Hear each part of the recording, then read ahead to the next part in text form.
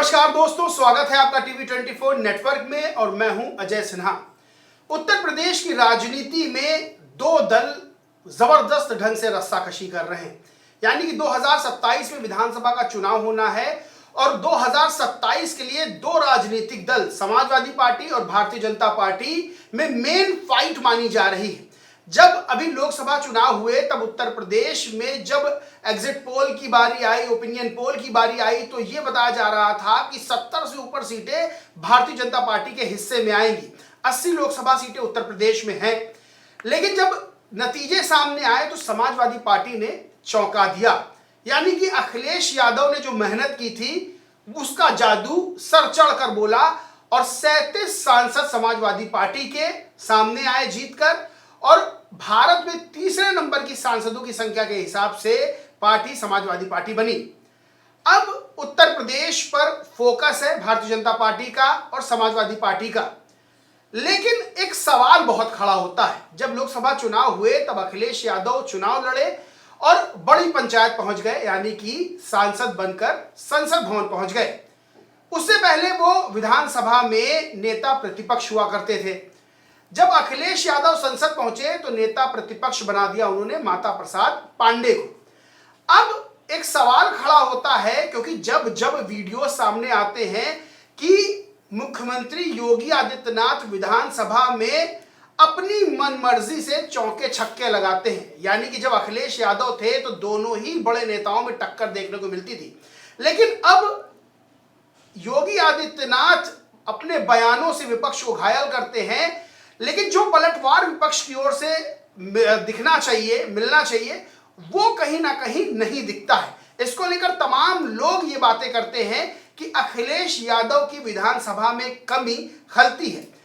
अब इन्हीं सब चीजों में बात करने के लिए और इन सब चीजों का असर क्या होगा, क्योंकि जब किसी राजनीतिक दल का मुखिया वहां पर मौजूद रहता है तब उसका असर कुछ और होता है, और जब वहां उनकी गैर मौजूदगी रहती है, जब उनकी गैर मौजूदगी में दूसरे नेता कमान संभालने की कोशिश करते हैं, तब स्थितियां कुछ और बनती। इन्हीं सब चीजों पर चर्चा करने के लिए हमारे साथ वरिष्ठ पत्रकार मनीष मिश्रा जी मौजूद हैं। मनीष जी, बहुत बहुत स्वागत है आपका। धन्यवाद अजय, बहुत बहुत धन्यवाद आपका। विधानसभा से पहले जो तस्वीरें सामने आती थी कि मुख्यमंत्री योगी आदित्यनाथ ने कुछ वार किया विपक्ष में और अखिलेश यादव तुरंत खड़े हुए और अखिलेश यादव ने तुरंत पलटवार किया, यानी कि दोनों की टक्कर देखने को मिलती थी।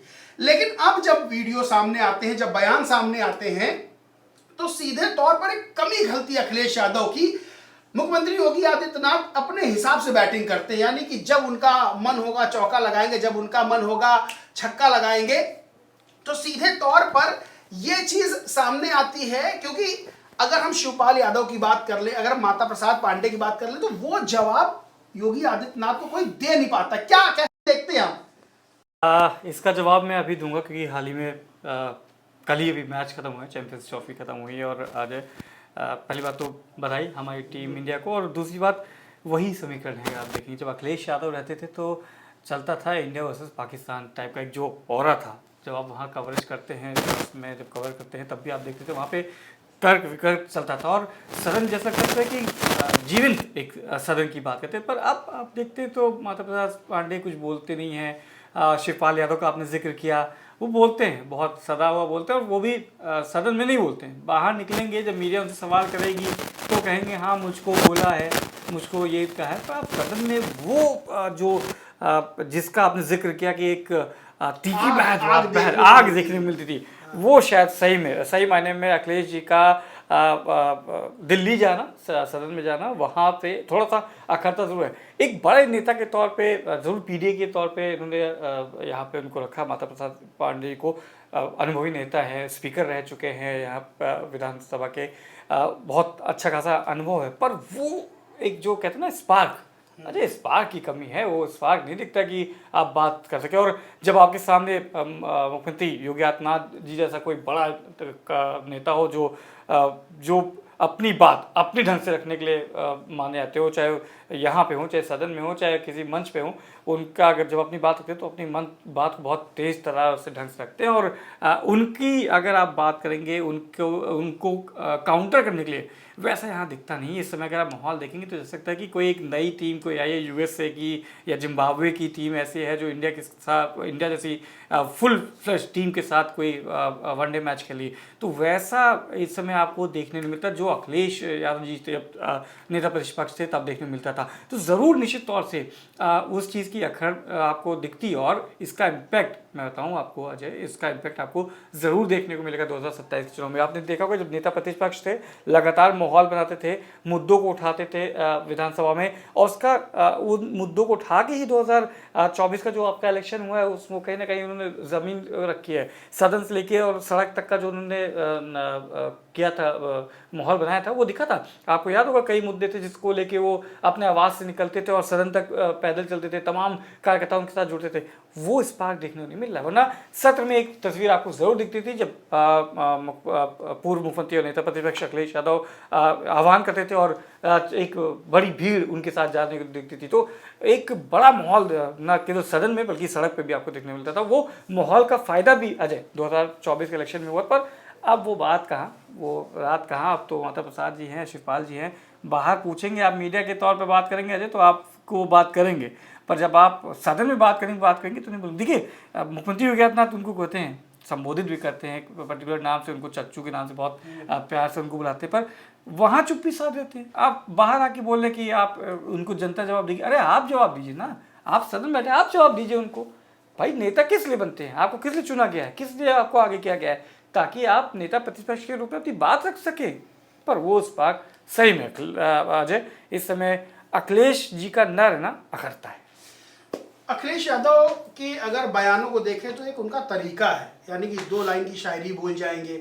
आपको याद होगा अभी लोकसभा में जब बीजेपी के नेताओं को भड़के और गुस्से में उंगली उठा के कहा उन्होंने कि जात कैसे तुमने पूछ ली, जात पूछने वाले तुम कौन होते हो। वो जब विधानसभा में बोलते थे तब ये लगता था कि हाँ योगी वर्सेस अखिलेश वाली चीज देखने को बनती थी और पूरा आदमी समय देखता था विधानसभा की कार्रवाई। लेकिन अखिलेश यादव का जाना और वहां पर जिस तरह आपने कहा कि शिवपाल सिंह यादव को चच्चू कहकर संबोधित करते हैं, यानी कि योगी जी विपक्ष के नेताओं से चुटकी लेते हैं। माता प्रसाद पांडे को भी कहते हैं आप बहुत अनुभवी हैं, आप तो पढ़ लिख के पास हुए हैं। इस तरह की तंज कसते हैं, चुटकी लेते हैं, कटाक्ष करते हैं। तो सीधे तौर पर जब अखिलेश थे तो बातें मुद्दों पर होती थी, एक दूसरे को जवाब और सवाल वहां पर जो है खड़े होते थे। लेकिन अभी बिल्कुल जैसे लगता है कि विपक्ष जो है वो सुन रहा है, योगी आदित्यनाथ बोल रहे हैं। अब इस चीज की जो तस्वीर निकलकर सामने आती है, जब कहते हैं कि जब विपक्ष कमजोर नजर आता है किसी भी तरह से तो फिर सत्ता पक्ष को चुनौती देना बड़ा मुश्किल हो जाता है। तो क्या यही तस्वीर उत्तर प्रदेश में बनती हुई नजर आ रही है? क्योंकि समाजवादी पार्टी उत्तर प्रदेश की राजनीति करती है और उत्तर प्रदेश की राज्य की राजनीति राज्य के सदन में बेहतर ढंग से हो पाती है, ना कि दिल्ली में। निश्चित तौर पर इसमें कोई दो राय नहीं है कि अगर आपको 2027 के चुनाव के लड़ना है तो अखिलेश जी को यहाँ से बागडोर संभालनी चाहिए थी, यहाँ पे आपको उनका प्रतिनिधित्व करना चाहिए था उत्तर प्रदेश से, क्योंकि 2027 के चुनाव में अब ज़्यादा समय नहीं है अजय। अगर आप देखेंगे तो अभी 2025 में आपका बिहार का चुनाव है, 26 में आपके पंचायत के चुनाव आ जाएंगे, तो आपके पास समय नहीं रहेगा 2027 के चुनाव के लिए। बहुत हद तक ये कमी खलती है और ये खुद जानते हैं अखिलेश यादव। तबकि जब सदन चल रहा था तो वो बीच बीच में यहाँ आते थे अपने कार्यकर्ताओं के साथ, तो वो बात करते थे, अपने जो उनके जो विधायक हैं उन विधायकों के साथ बात करते थे, रणनीति पर चर्चा करते थे। पर एक चीज़ है, रणनीति बनाना और रणनीति को कहते हैं ना प्लान बनाना और प्लान को एग्जीक्यूट करना। तो जब प्लान आप बनाते हो पर एग्जीक्यूशन के लिए आप किसी और रखते हो, मैं प्लान बनाऊं एग्जीक्यूट करूं वो अलग, उसका इम्पैक्ट अलग पड़ेगा। मैं प्लान बनाऊं अजय एग्जीक्यूट करें, ये इम्पैक्ट उसका अलग पड़ेगा। और वैसा स्पार्क नहीं है जो वैसा कोई नेता अभी मुझे नहीं लगता कि नेता मतलब विपक्ष में कोई ऐसा नेता है जो मुख्यमंत्री योगी आदित्यनाथ जी जैसा स्पार्क को झेल सके। सदन में समाजवादी पार्टी और बीजेपी के ही विधायक दिखते हैं। कांग्रेस की बात कर ले तो खाली 2 विधायक हैं उनके, बसपा के 1 हैं, उनकी भी तबीयत खराब है। तो सीधे तौर पर समाजवादी वर्सेस बीजेपी नजर आती, जो कि अभी तस्वीर नजर आ रही है 2027 तक के लिए। मुझे याद है 2022 का जब उत्तर प्रदेश में विधानसभा चुनाव था, रोड शो करते थे अखिलेश। अखिलेश के रोड शो को देख के लगता था कि अखिलेश अब की बीजेपी को उखाड़ फेंकेंगे राज्य से, लेकिन जिस तरह से चुनाव के रिजल्ट सामने आए, अखिलेश समाजवादी पार्टी की सीटें बढ़ी लेकिन बीजेपी वापस सत्ता में आई।